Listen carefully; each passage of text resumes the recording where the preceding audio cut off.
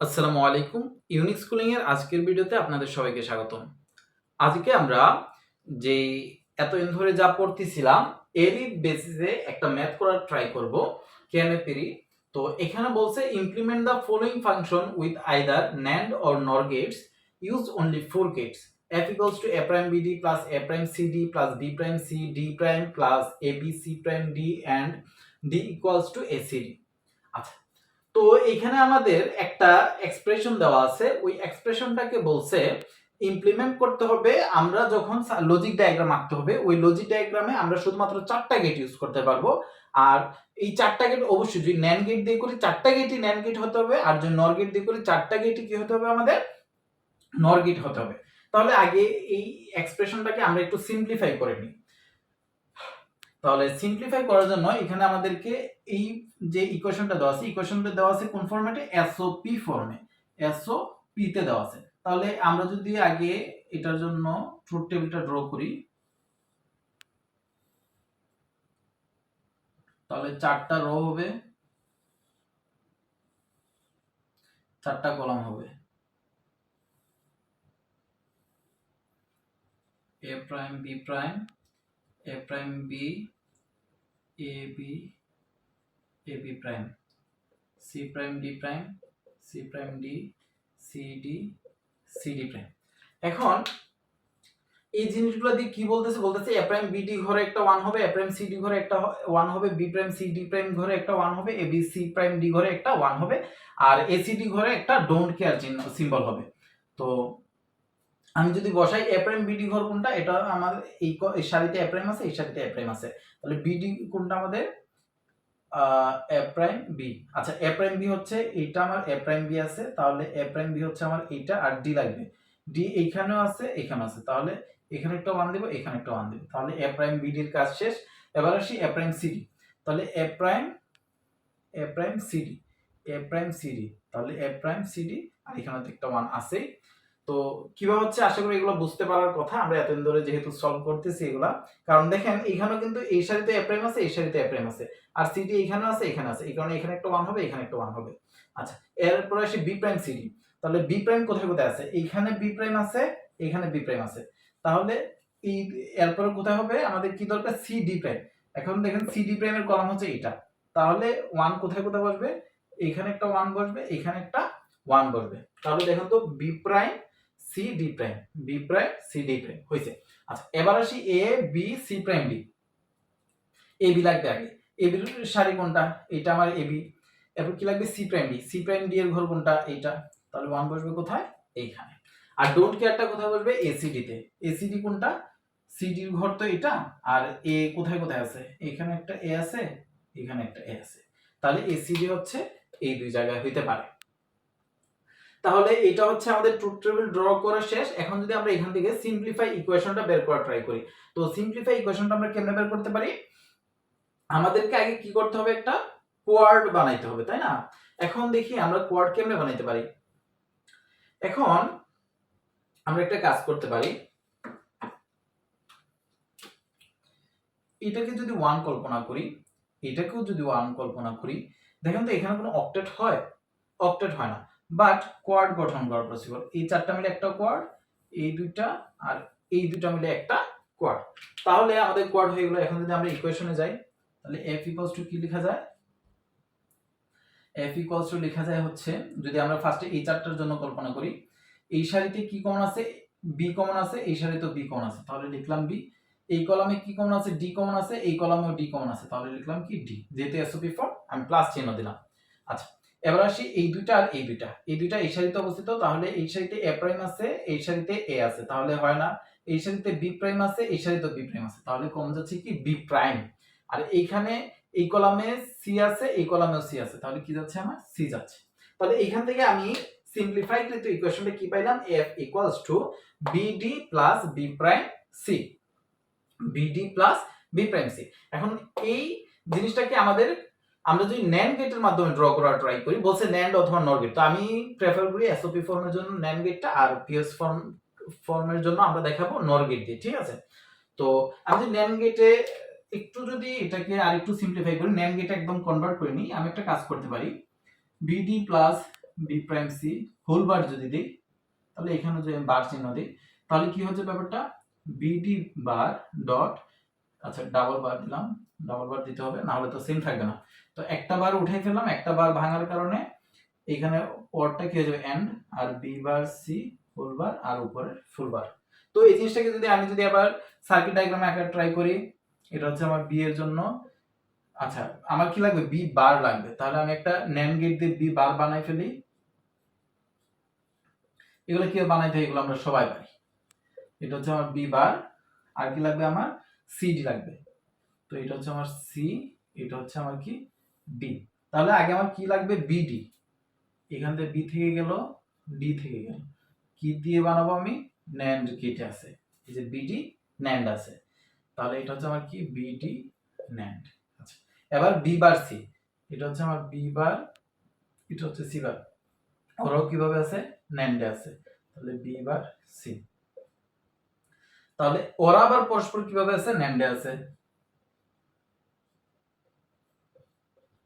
তাহলে এটা হচ্ছে কি আমার আলটিমেট এফ। তাহলে আমরা কয়টা গেট ইউজ করছি, একটা দুইটা তিনটা চারটা, আমাদের বলছিল কয়টা গেট ইউজ করতে পারবো, চারটা গেট ইউজ করতে পারবো।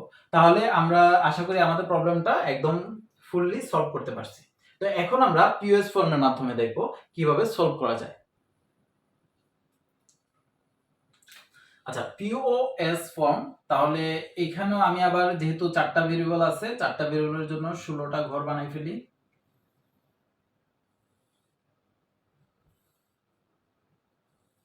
একটা দুইটা তিনটা চারটা, একটা দুইটা তিনটা চারটা, এদিকে ধরলাম A prime B prime, A prime B, A B, A B prime, আর এই পাশে হচ্ছে C prime D prime, C prime D, C D, C D prime. এটা হচ্ছে 0 1 3 2 4 5 7 6 8 9 11 10 12 13 15 14। আচ্ছা এগুলো লাগবে না যদিও এই ক্ষেত্রে। তো আমার কি বলছে, এ প্রাইম বিডি, এই ঘরগুলোতে কি যেন হয় আমার 1 হয়, তাহলে বাকি ঘরগুলোতে আমার কি হবে, 0 হবে। তাহলে ডোন্ট কেয়ারটা যদি আগে আমি দিয়ে দিই, ডোন্ট কেয়ারটা আমার কোথায় কোথায় হবে, এসিডি তো, আচ্ছা এসিডি হচ্ছে এখানে একটা ডোন্ট কেয়ার, এখানে একটা ডোন্ট কেয়ার, তাহলে আর এ প্রাইম বিডি এই ঘরগুলোতে কত হওয়ার কথা যেন ছিল, 1 ছিল, তাহলে এই ঘরগুলো ছাড়া বাকি ঘরগুলোতে আমার কি হবে, 0 হবে। আচ্ছা এবার যেহেতু আমরা পিওএস ফর্মে লিখতেছি, তাহলে এই ঘরগুলোতে আমরা কি দিব, আমরা কাজ করব হচ্ছে এই ঘরগুলো নিয়ে, তাই তো। আচ্ছা এ প্রাইম বিডি প্লাস এ প্রাইম, এই ঘরগুলোতে আগে আমি 1 দিয়ে দিই, যে জায়গায় 1 ছিল, এ প্রাইম বিডি তো, এ প্রাইম বি ডি, এ প্রাইম বি ডি, তাহলে এখানে একটা 1, এখানে একটা 1 ছিল, এ প্রাইম বি ডি, তারপরে কি ছিল, এ প্রাইম সি ডি, এ প্রাইম সি ডি, তাহলে এখানে একটা 1 ছিল, এখানে একটা 1, ঠিক আছে, B prime C D prime, B prime C D prime, B prime C D prime, তারপর আর কি ছিল আমার, A B C D prime, A B C D prime, sorry C prime D, C prime D, C prime D. তাহলে এই ঘরগুলোতে 1 ছিল, তাহলে বাকি ঘরগুলোতে অবশ্যই 0 আছে।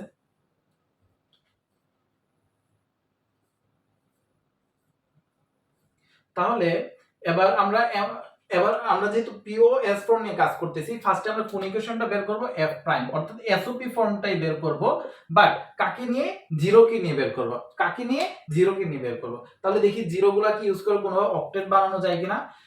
এদিকে 4টা আছে তো, এদিকে তো 4টা পাওয়া যাচ্ছে না, তাহলে অক্টেট হচ্ছে না, তাই না। এখন অন্যভাবে বানানো যায় কিনা, হ্যাঁ দেখেন তো অক্টেট হয় না, বাট কোয়াড হচ্ছে। দেখেন আমরা যদি এই দুইটাকে নেই, এই দুইটাকে নিই, তাহলে কি হচ্ছে, আমাদের একটা কোয়াড হচ্ছে, আবার এই দুইটাকে নিলাম, এই দুইটাকে নিলাম, তাহলে একটা কি হচ্ছে, আমাদের কোয়াড হচ্ছে। যেহেতু এখানে আমার ডোন্ট কেয়ার কে 0 1 কে 0 আমার বানানো লাগতেছেই না, তাহলে আমার ডোন্ট কেয়ার নিয়ে কাজ করার দরকার নেই, এমনিতে আমার 0 গুলাকে আমি ইউজ করে ফেলতে পারতেছি। তো মনে রাখতে হবে, যদি আমরা পিওএস নিয়ে কাজ করি সবগুলা 0 কে ইউজ করতে হবে, যদি আমরা এসওপি নিয়ে কাজ করি সবগুলো 1 কে ইউজ করতে হবে। আচ্ছা তো যেহেতু আমরা পিওএস নিয়ে কাজ করতেছি, সবগুলো 0 কাজ শেষ, এই কারণে আমরা ডোন্ট কেয়ার কে আর 0 বানালাম না, ডোন্ট কেয়ার এই ক্ষেত্রে 1ই আছে। আচ্ছা তো এই ক্ষেত্রে ইকুয়েশনটা কি আসে দেখি। ফার্স্টে যদি আমরা এই দুইটাকে নিয়ে কাজ করা ট্রাই করি, তাহলে হচ্ছে আমার এই সারি বরাবর কি কমন আছে এ প্রাইম বি, আর এদিকে আছে এ বি, তাহলে দুইটা জায়গা থেকে কমন যাচ্ছে শুধুমাত্র বি, আর কলাম বরাবর কি আছে সি প্রাইম ডি প্রাইম আর সি ডি প্রাইম, তাহলে ডি প্রাইম এসওপি ফর্ম যেহেতু প্লাস দিলাম। আচ্ছা এবার আসি এদিকে, এখান থেকে কি কমন যাচ্ছে এ প্রাইম বি প্রাইম যাচ্ছে বি প্রাইম, আর কি এদিক থেকে কি হচ্ছে কলাম থেকে সি প্রাইম ডি প্রাইম আছে আর সি, তো সি প্রাইম যাচ্ছে সি প্রাইম, তাহলে এটা হচ্ছে আমার এফ প্রাইম, কিন্তু আমার কি লাগবে এফ লাগবে, তাহলে এফ আমি কিভাবে পাবো এফ প্রাইম কে আবার প্রাইম করব, তাহলে যদি করি B D prime plus B prime C prime যদি আমি বার করি তাহলে কি পাই B prime plus D B plus C, B plus C, তাহলে এটা হচ্ছে কি আমার এফ। এখন এই জিনিসটাকে যদি আমি নর গেটের মাধ্যমে দেখাইতে চাই তাহলে আমার ইকুয়েশনটা কি আসবে, আমি যে একটা ডাবল বার দিয়ে দিই এটার উপরে তাহলে তো কোনো অসুবিধা নেই তাই না, তাহলে B bar plus D whole bar plus B plus C bar whole bar, তাহলে এগুলাকে যদি আমি গেটে যদি দেখাই আবার, এটা হচ্ছে আমার বি, একটা নর গেট দিয়ে আমি বি প্রাইমটা বানাই ফেলি, এটা হচ্ছে আমার বি প্রাইম, এটা হচ্ছে আমার সি, এটা হচ্ছে আমার ডি, আমার কি লাগবে B prime plus D, B prime plus D, B prime plus D, উপরে যেহেতু নর গেট আছে তাহলে নর গেট, তাহলে এটা হচ্ছে আমার কি B prime plus D whole bar, বা বার চিহ্ন যেভাবে দিই এইভাবে দিতে পারবো। ওকে আচ্ছা, তারপরে কি আছে বি প্লাস সি, বি থেকে নিলাম সি থেকে নিলাম, যেহেতু নর গেট আছে তাহলে B plus C whole bar, তাহলে এই দুইটা আবার পরস্পর কিভাবে আছে আবার একটা নরের মাধ্যমে আছে, তাহলে আবার একটা নরের মাধ্যমে দিলে এটা হচ্ছে আমার সেই এফ। তো এটা হচ্ছে আমার লজিক ডায়াগ্রাম হচ্ছে পিওএস ফর্মের জন্য নর গেটের মাধ্যমে, এখানে কয়টা গেট ইউজ করছি একটা দুইটা তিনটা চারটা গেট ইউজ করছি, আমাকে বলছিল আমি সর্বোচ্চ কয়টা গেট ইউজ করতে পারবো চারটা গেট ইউজ করতে পারবো, তাহলে এটাই হচ্ছে মূলত পক্ষে আমার এই প্রবলেমের সলিউশন। আমরা দেখলাম যদি আমাদের কাছে একটা এক্সপ্রেশন দেওয়া থাকে এবং বলে যে অনলি চারটা গেট ইউজ করে এটা সলভ করার জন্য বা ইমপ্লিমেন্ট করে দেখানোর জন্য আমরা আশা করি এই ধরনের প্রবলেম আসলে পারবো। তো দেখা হবে পরবর্তী ভিডিওতে, আজকে এতটুকুই, ধন্যবাদ।